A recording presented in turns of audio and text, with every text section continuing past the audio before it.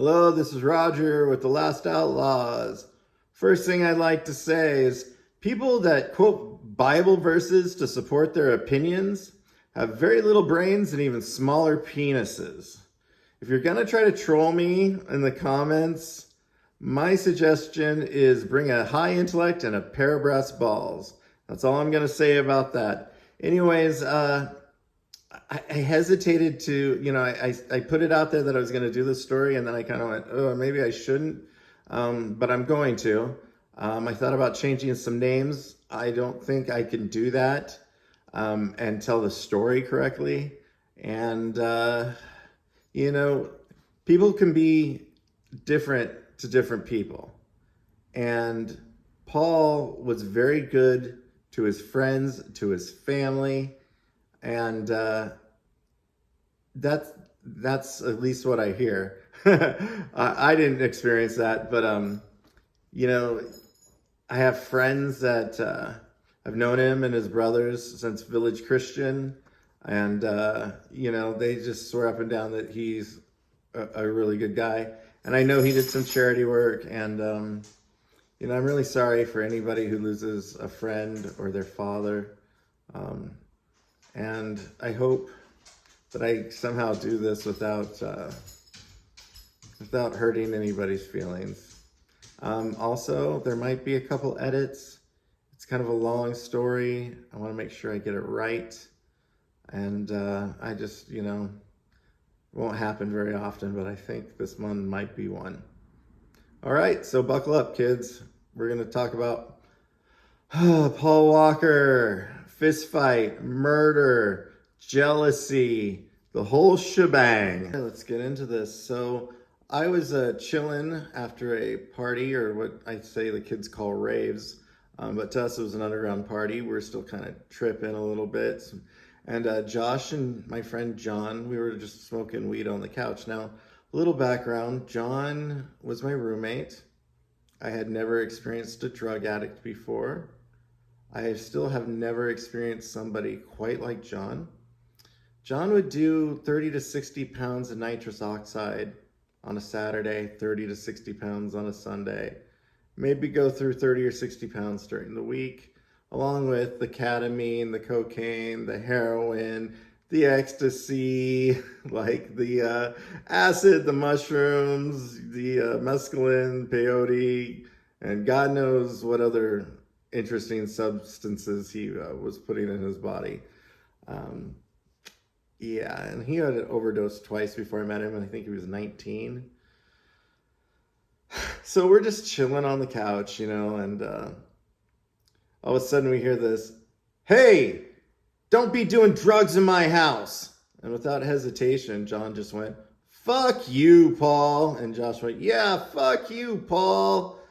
And I was like, wow, that's pretty bold, As Paul was getting his golf clubs out of the closet, they just start totally making fun of the dude. Like, I'm an actor. I just sit around all day and wait. That's my job. I get paid to wait. And, you're just pretty, and goddamn, like, just, how stupid actors are, and that, how Josh's sister was supporting him and he was a bum, which is kind of funny because not he wasn't a bum for too long. So I didn't know the guy from Adam at all. Like, I had no idea. Fast forward to a different day. We're chilling again.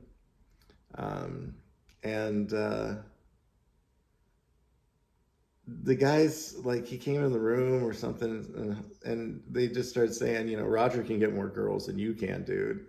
Like, and they were like, you should see the girl he's with right now. And to be honest, they were right about that one. Like, I was dating a girl named America. She was beautiful. She had a 19-inch waist with full C cups, beautiful black hair down. She was Latino. I think if you want to take a peek at her, she's in the Static X video. I think it's Push It, where they're at the nightclub. She dances. She's one in the cowboy hat, which I don't think made her look very good. But yeah, that was her. She was a piece of ass. Anyways, so and girls come with the music, man. You don't really have to be pretty for that one. So they're talking shit, and Paul's an alpha dude. He was an alpha, and long story short, we end up going to McDonald's, him and me, and maybe they came. I don't remember them, but we went to McDonald's. Now they lived, Paul, Josh, and Becky lived right near a college, so this was a college McDonald's, and I'll never forget this moment because Paul, as we're walking to McDonald's, he looks at me and he looks at me and he goes, "Watch this." And he goes into McDonald's, right? And girls just swarm him. They swarm him like he's honey and they're bees. And I was just like, holy shit. Like, not that I ever thought I knew that kid was beautiful, like I'm not into that, but geez, like he was a pretty good looking dude, right? Yeah, he had to show he was alpha. He had to show he was alpha, like those guys talking shit, that really bothered him. Talk about my favorite person in this story, Becky, Paul's girlfriend.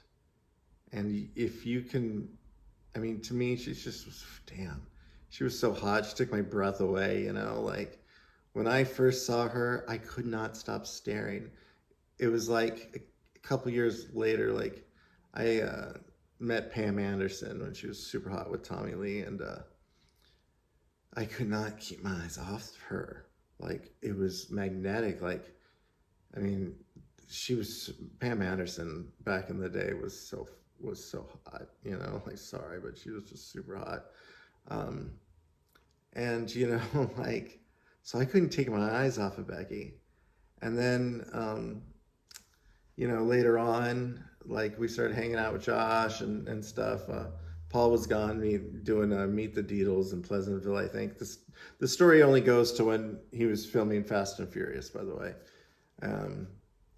So, where was I? So, like, yeah, Becky was just beautiful, but it was kind of like, our relationship was kind of like one of those movies where, the nerdy boy, loves, has a crush on the hottest girl in high school whose boyfriend's the quarterback and really, really, good looking, but a little bit of a douche.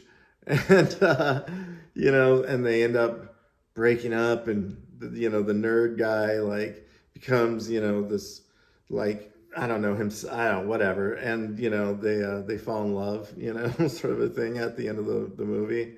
I think everybody knows what I was trying to get at saying that, but yeah. So I was that little, that nerdy kid that wanted the hottest girl in school, right? That happened to be Paul Walker's girlfriend. I think at least then, they did break up during this story, but so yeah, she was just something else, and this is where the jealousy started happening. I became pretty jealous at this point that this guy had this girl, like I was jealous. I was like really jealous. And Josh would say shit to him like, "Oh, Roger's gonna take your girl when you're gone." Like he was just a dick. And so there became a little bit of a unspoken rivalry because we never talked to each other.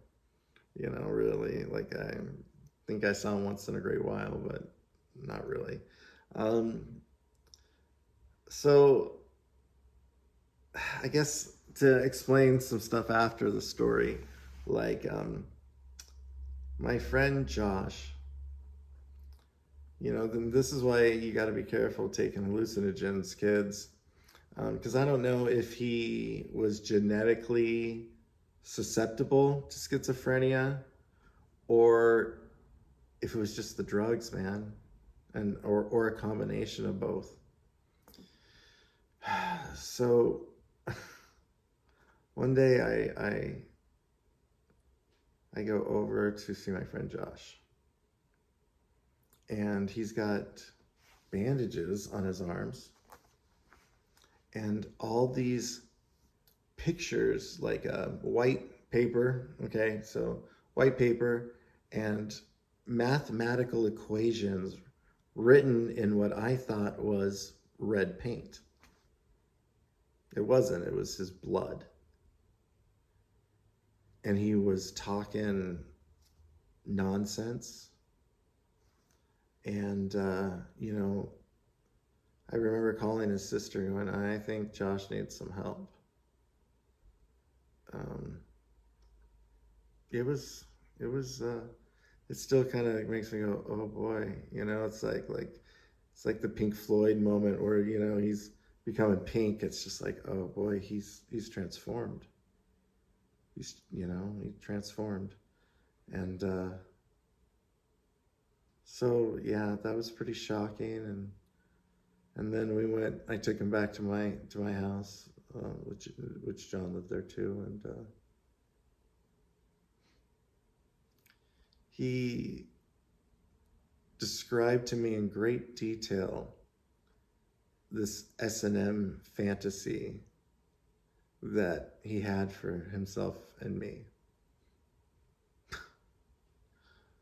That's like, I was like, okay, it creeped me out. And I was just like, kind of like, where did that come from? Because I didn't know him it wouldn't bothered me, but I know him as being gay or bisexual. I had no idea. And maybe he wasn't until he lost his mind. I don't know. It's not for me to judge or worry about, but it was weird when your buddy, says that he wants to have you tie him up and beat him senseless while he wore a mask. And oh my God, it was just crazy. I don't know the timeline exactly, but somewhere between, Paul leaving for Meet the Diddles or whatever, Dudley's, I forgot what the hell it's called. And my friend going crazy and before the fist fight. So Josh apparently would always talk shit to Paul, that he would say, Roger said this about you, Roger said that about you, Roger said this, Roger said that. He really tried to stir the pot.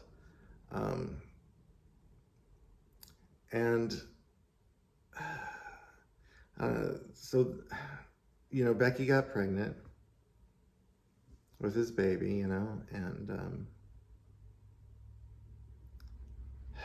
they when the baby was born, and stuff, like the press, it said Paul Walker, had a baby with supermodel, blah blah blah.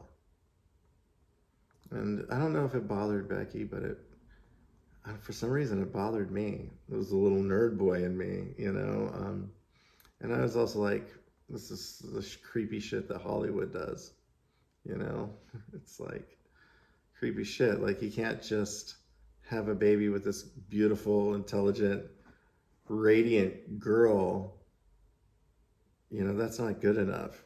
He needs to have had the baby with a supermodel or whatever. And I read that shit for years, by the way. I don't know. And he wasn't really nice to Becky, at this point. They were broken up, as a matter of fact, I believe. I don't, some of this stuff, gets kind of mixed all in together. So, yeah, so she had a baby, and that happened, and I don't know, Josh was stirring the pot, and this is how stupid, things can be. we went to a video store and rented some movies, and I rented a movie about Gigi Allen. So we put it on. Josh is watching it. John's watching it. We're all just like, whoa, this dude's insane. And long story short, Josh said that he, afterward, Josh was like, oh, Paul was mad that you rented a movie on his account. I was like, I didn't rent the movie. You rented the movie. I didn't get into his account. I didn't know his account number. Come on, dude. Like, I didn't rent a movie. I chose a movie, but I didn't rent it.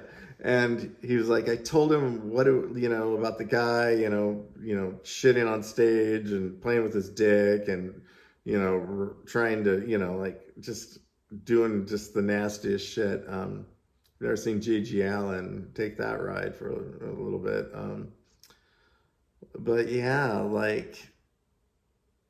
so in my mind, I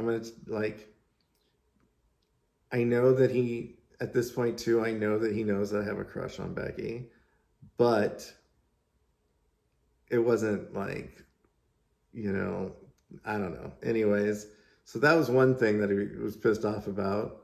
And he was also supposedly pissed off that I rented a movie under his name and what the movie was about. Because he had, I guess, I don't know if he was really strict Christian or not, but I know that he went to Village Christian, school. I'm pissed off at him. I'm kind of just, we're just angry at each other. And Josh would say things to me that he supposedly said. It's just like little girl high school shit, right? And so it went back and forth through Josh. And there's a reason for that. And, for a long while. Until one day I just got home from Sound Arena. It was about 7 o'clock. Yeah. It was still, it was going to be dark soon, but it was still kind of light outside. And, my messages, things are blinking like really crazily, but I get a phone call and he goes, "This is Paul. So you want to fight me, huh? Let's fight." And I was just like, yeah, let's go, dude. Let's do this shit. And this is how things were before MapQuest. He told me he wanted to meet me in the back of this grocery store / mini mall kind of place. And we would go to the back, the back of the store there. Geez, it's kind of funny. And I had to ask him for directions on how to get there because I had no clue where this place was. So that was shit back in the day where you had to, get directions to go, fight somebody. And I don't ever suggest, if somebody invites you to a fight, that you ever go alone. That's how people get just beat to shit, right? Well, I was young, or I don't know I guess I was stupid, let's just say that. And so I could pull up and I park, and I start walking to the back. He, out of a movie, he had parked his car, just, so nobody would be able to get past. And he was just sitting on the hood with his arms crossed, kind of Matthew McConaughey's character in Dazed and Confused, where he's just kind of leaning, he's got a t-shirt on, and he looks fucking pissed. And I was like, I wasn't very angry, but I just, I couldn't back down, and honestly, I was confused. I was like, this shit's over a fucking video, dude? Really? I didn't know what was going on. So, and either did he, actually, at this moment. So, he literally when I got close enough, he literally just hit me right in the eye, right there. And it was one of these punches where the eye just instantly swells. It doesn't take time. A lot of times, if you get hit, it takes a little bit of time. This was just like pop, you know? And he hit me, I don't know, a good 3 or 4 times before I got my bearings. I was not, I was not ready for that. And I'm gonna tell you, Paul was tough. Paul was a Paul was a fighter. Like, he was tough, dude. Like, I had no idea. Also remember, like, okay, so you get the like flashes, you know, when you get punched, it's like flashlight, flashlight, flashlight. And the time in between those flashes, you know, everything slows down and they just seem like an eternity. Well, I remember after the first punch, I started thinking, oh shit, this guy's pretty strong. And like, you know, like, geez, he packs a good punch. Like, so I don't remember, though. I can't give you like blow for blow of what went on in the fight. I could lie to you and tell you I remember all that. Um, but, you know, we were hitting each other and it soon became kind of a wrestling match like most fights do. I mean, mind you, this happened in a minute and a half too, you know, like it was, fights are not very long, you know, in the real world. Um, and we're kind of wrestling around. I was just like, I can't believe you wanted to fight me over a stupid fucking video. And he was like, I didn't want to fight you over a stupid video. You've been talking shit, da da da da da da da. And I was like, no, actually I haven't. Who told you that I was talking shit about you? Because I never really did. I'm not a shit talker. I might be jealous that you have a hot girlfriend that I really thought was like, you know, the bee's knees. But, you know, I'm not a shit talker. And anyways, as we're fighting, we're talking. And we're figuring out that this was Josh. Josh set this shit up and wanted us to fight. And I know this because the motherfucker told me after he found out that we got in a fight. He was like, oh, I wanted to watch that. I was like, yeah, mother effer, because you're the one that made this happen. You know, it was like weirdly out of a movie or something. It was just like, you know, we had this conversation as we were fighting and kind of both at the same time realized how stupid this was. And I mean, yeah, I will say again, like, nobody won, but, you know, he didn't lose either. I didn't lose, but Jesus, like, he got me good. Like, he was tough. You know, yeah, he was tough. And I'm pretty sure in an interview, Vin Diesel talks about when he met Paul Walker and he was getting in fights, you know, in parking lots or whatever. That was me. So, anyways, like, yeah. So we just like kind of talked it out, figured out how stupid we were. We didn't shake hands, but we both, you know, kind of just let each other be. And yeah. So that's that. Now, I told you there'd be a murder, right? So Josh's schizophrenia got bad, and he got violent with his sister, I believe. And so he went to an institution. And, you know, Paul being a nice dude, he set his family up in Hawaii, included Becky and, you know, the daughter. And I do know her name, but I just, you know, I don't want to say it because, you know, she lost her dad, and I don't know. I have a sentimental. I still like. I see pictures on the internet, and I still think of her as like a 6-month-old baby. But yeah, Josh went away, and Paul set up stuff, housing and stuff for for her family, for you know. He was very good, and in Hawaii, and you know, they left. Josh got out of the institution, was doing pretty good, I heard. And they left him alone with his dad.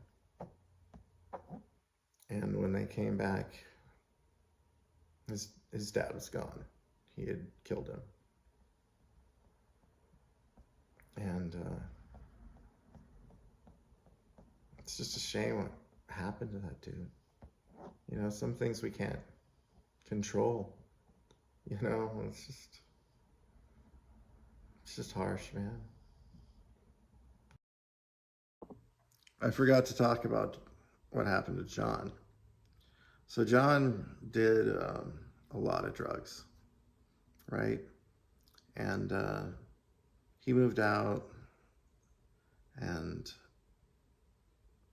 I don't know, like, we lost touch. About 4 or 5 years later, you know, I get a phone call from his mom. I'm just like, hey, John's not doing so good. Like, do you mind trying to call him? Nobody calls him. Can you try to, like, reconnect with him a little bit? And his mom was a great person. I mean, she did want to bang me, which was kind of hilarious, but she was a good person. Yeah, that was funny too. So John, when I called him, he didn't remember who I was. I tried to explain it. He was like, I don't know, man. And he slurred when he talked. He was just like, you know, the ghost in the shell. And, you know, it broke my heart. I don't know I don't believe he's probably alive. I have not gone to find out. Maybe I'm starting to feel like a little bit of a bad person, but, you know, I'm just assuming. You know, I don't know. It's weird when you spent so much time with somebody and they don't remember. I mean, he sincerely did not remember. Anyway, so that's the end of the stories. I'm sorry it was so long. I have to chop it up probably into pieces. But thank you.